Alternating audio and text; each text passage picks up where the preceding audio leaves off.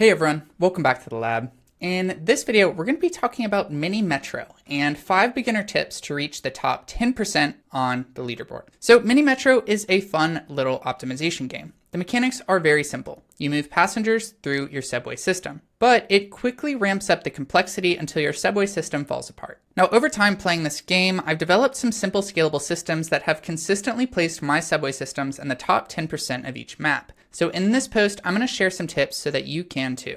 And just as some proof and, maybe a little bit of bragging, we can look at some of my leaderboards here. In Paris, I'm top 2%. For New York, I'm top 1%. And then for Warsaw, we are top 4%. And so here's how I kind of play the game to try and get some of these scores. Okay, so the first tip is pretty obvious. And what we want to do is avoid duplicate stations. This is obvious, but this is actually the core thing that you're trying to do.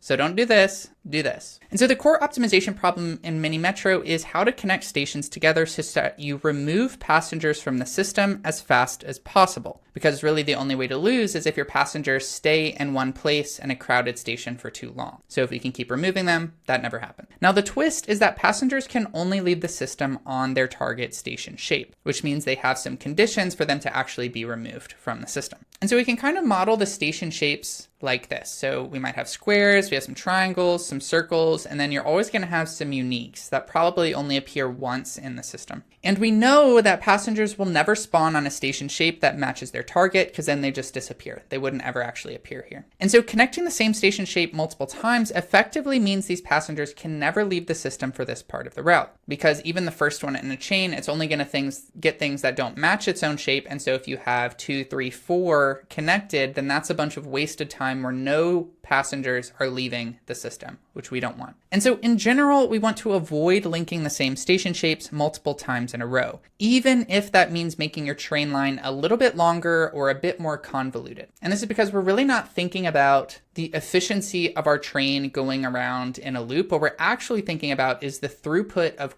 passengers to be removed. And so even if it takes longer for them to get around the loop, if we can at least increase the throughput of the passengers leaving the loop, then that is better. And that's really the only thing we need to optimize for. And so I've got a few heuristics here for kind of how I think about how bad it is for these kind of things, these duplicate stations, if you will, because some of it is inevitable. And so basically, if we have 2 things in a row, so we've got like circle, circle, this is suboptimal, but it's usually okay. And, by mid-game, this is probably inevitable for you because it's going to give you a few shapes that there's just no way to connect them very well. And so having 2 in a row is like not great, but it's okay. Now, when we get 3 in a row, this is pretty problematic because especially later in the game when passengers start spawning a lot more, this is going to almost always lead into kind of those game over situations where a station is just backlogged.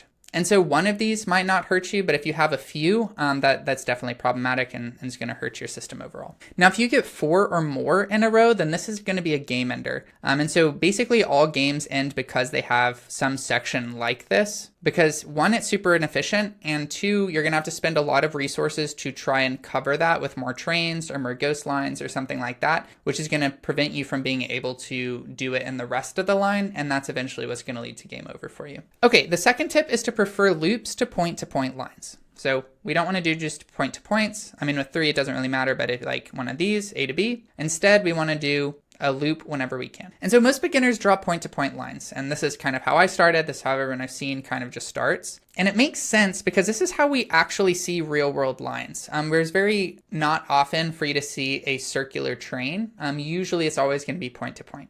And so this works okay, but if you do this, it's very unlikely you're going to hit the top 10% or even the top 50% of a leaderboard if you're only using point-to-point lines. And the problem with these point-to-point lines is that they're not really distributing train arrivals evenly across their line. And this is going to lead to regular starvation on each side of the line, which is going to lead to those backups, which again leads to that game over condition. And so an example of this is like, with 3, it doesn't actually happen, but like, let's say we have 8 across here. If I move my train across, and then I hit this like second to last stop, well, we'll say this is the end of the stop. I'll hit it once, and then I'll go here, and then I'll hit it twice. But I've already hit this station. And so either I already picked people up, and so now there's no more people to pick up, or I only pick people up going back, which means that my initial pass here was useless. And so this leads to a lot of useless time. In the meantime, while we're doing this stuff, we could say that maybe it took 0.2 or 20%, I guess, of the loop time to go here, which means everything on the other side is going to wait about 80%. And so it's an uneven arrival schedule that every time you get to, let's say, the right end or the left end, you're starving the other side of arrivals, which is going to lead to backups. So how can we solve this? Well, we can use loops. And so loops often help with this problem by forcing a regular cadence of arrivals across all stations they service.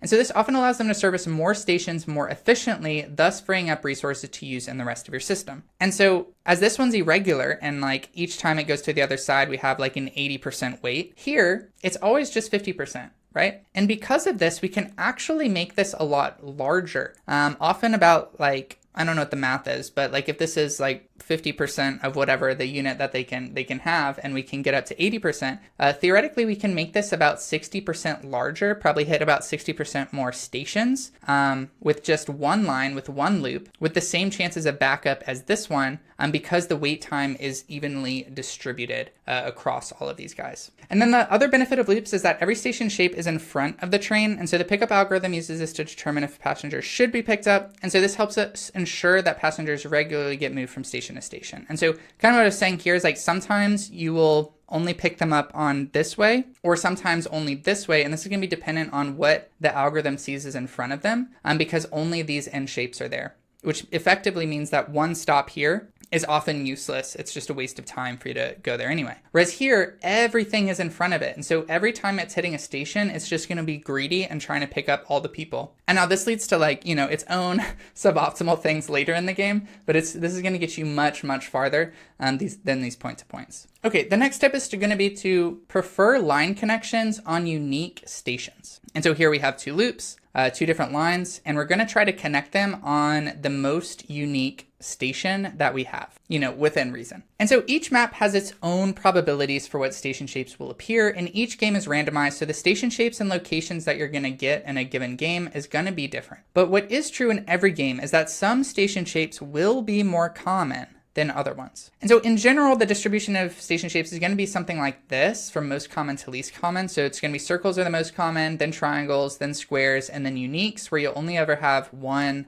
unique on every map. But because there, you know, some maps are just slightly different, sometimes this is not true. Sometimes like triangles might be, you know, more common than circles or something. So really just need to pay attention to the relative frequency, the relative commonness of each shape, so you can at least know what are the least common ones. And the reason this is important is because, you know, the less common a station shape is, the harder it's going to be to get those passenger shapes out of the system. It's going to be very hard to remove those passengers because there's only one place that they can be removed in the entire system, which means you need to somehow get all of them over there efficiently. And now a good way to manage this is to just connect multiple lines to the less common station shape so that more lines are able to remove matching passengers with fewer transfers and thus faster. And so in this way, you know, we have this diamond thing. Both of these can actually natively return those passengers here. They don't have to wait at any of these, you know, any other station to transfer here. They can do it themselves, which is going to be much, much faster. And now you won't always be lucky that a unique one is even possible to connect. And so if you don't have that, then you're going to want to try to connect it in such a way that either one of the less common ones is being connected on, so each of these can benefit from it, or just connect on one that maybe one of these really needs. Okay, the next tip is that you're going to want to connect loops together with express trains. And so here we have two loops, and here we're trying to connect them together. And in particular, what we're trying to connect is, you know, these uniques that maybe we couldn't connect natively, but also these kind of bisected shapes on the other side, because what this is going to allow us to do is have another sync to our uniques, both at the closest connection, but also way over here, so that these loops don't have to carry them all around. And so this is going to really improve our throughput of removal in the system. And so towards the end of every game, there will be simply too many passengers for your normal loops to efficiently remove from the system, even if, you know, these were connected natively. It's just going to be a lot to move all these things all the way over here. And so a common way to fix this is to connect loops with a new line we'll call express trains. And so what these express trains are going to do is they're going to connect two or more loops. And often if you can get like 3 or all of your loops in there, that's going to be very, very helpful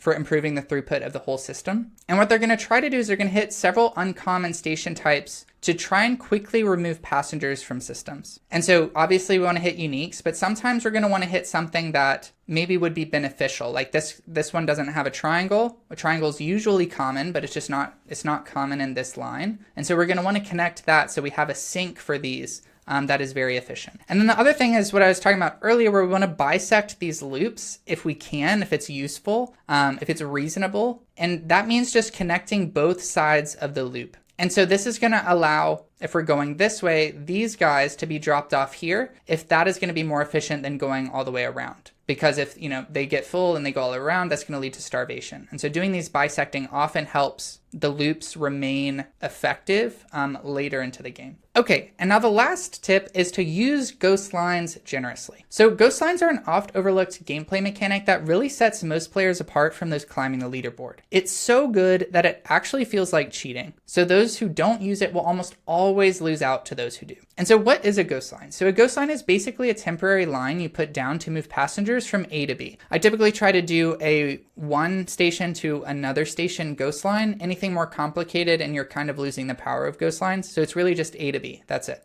Now the difference between a ghost line and a normal line is that you're going to immediately delete this line as soon as passengers at A are picked up. And so what you're going to do is you're going to put it down, you're going to connect it to the thing, and then it's going to appear, it's going to load up all the passengers, and it's just going to start moving out of the station. As soon as it does that, you delete the line. Now, why is this so good? Well, what happens when you do this is that it's going to return the line to your inventory.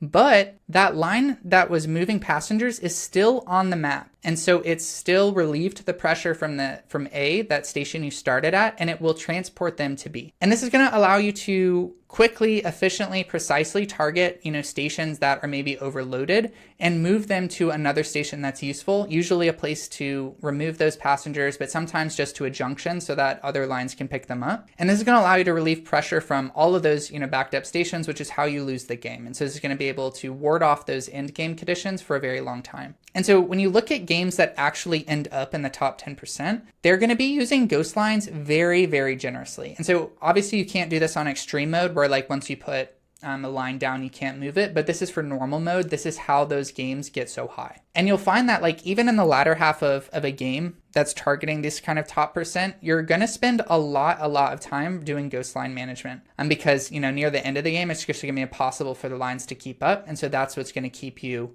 going and getting more passengers. And I will say this makes games a lot longer and it is a lot more micromanagey. But this really is the only way to get in like the top 5% of any of these leaderboards. Okay, the final bonus tip here is really to what upgrades should you pick, throughout the game. And so every Sunday in the game, you're going to get an upgrade. This is going to be like a train. And then you get an option of one of two choices you have. And there's a few choices that you can choose from. And now choosing the right upgrades throughout the game is going to be crucial for giving you the resources to build a top performing system. If you choose wrong, you might just end your game early. And now the upgrade you should pick is really going to be heavily dependent on the current state of your system and its current near future bottlenecks. So you need to be like paying attention to what your system needs, where you see problems, what you would need to expand on that, because that's going to dictate what you need to pick now. But there is a general kind of tier list, if you will, of upgrades that you should pick and that are better in more situations than others. And so here's how I prioritize the upgrade choices throughout my game. The first is carriage. This is really overall the best upgrade because what it does is it gives you another train car's worth of throughput. And so it basically doubles the throughput you get on this Sunday, which is really good because you can only do this so many times, really. And so if I don't really need anything else, this is the one I'm going to go for because it immediately adds more throughput to whatever line I put it on. The next one is the line. And so you will need lines to progress. And so eventually you're going to want to have all the lines filled out. Each map has different amounts of lines, but that's what you're going to need to be slowly moving towards. And my rule of thumb is that I want to have 2 lines free. Always have one free for the ghost line because that's really how you outperform, but another line for expansion so that when I see a line that's maybe underperforming or that there's a bottleneck somewhere, I have the ability to rearrange my lines, create a new loop, create an express, whatever it is, to kind of overcome that bottleneck. And so if I don't have 2 lines free, and this seems like it's going to be the biggest bottleneck for me, then this is what I'll pick. And so this makes it kind of my second best choice, but something you definitely want to be regularly getting as the game goes on. The next one is the bridge or tunnel. And so I think it's necessary, at least on games with any kind of water features, is to have at least one free for your ghost line, because this is going to allow the point A to B going over the water, and usually the ones that are across the water are the ones that are going to back up, and so that's really necessary to keep the game going. After that, I try to have at least 2 extras if there's going to be a section of the map that just appeared that's over water that I know we're going to have to connect in the near future. Because if you don't have those, then it's really easy to kind of build yourself into a corner where you're going to lose very fast. And so you want that optionality. Now, at the end of some games where you've already connected all those, then it's not worth getting anymore because you're not going to need that. And it's better to focus on throughput via carriages. Okay, the last one is interchanges. You should basically never pick these. These often look attractive, maybe when you're new to the game, but over time you realize that this doesn't actually help with anything that's necessary. Again, the goal of this is maximizing throughput to remove passengers from the system, and an interchange doesn't do that. All it does is helps you keep them in the system longer, which is not something you want. As long as you have ghost lines going, you're not going to need interchanges, and it's better to use your upgrades on things that actually improve that throughput, because that's going to make it much more effective overall. Next.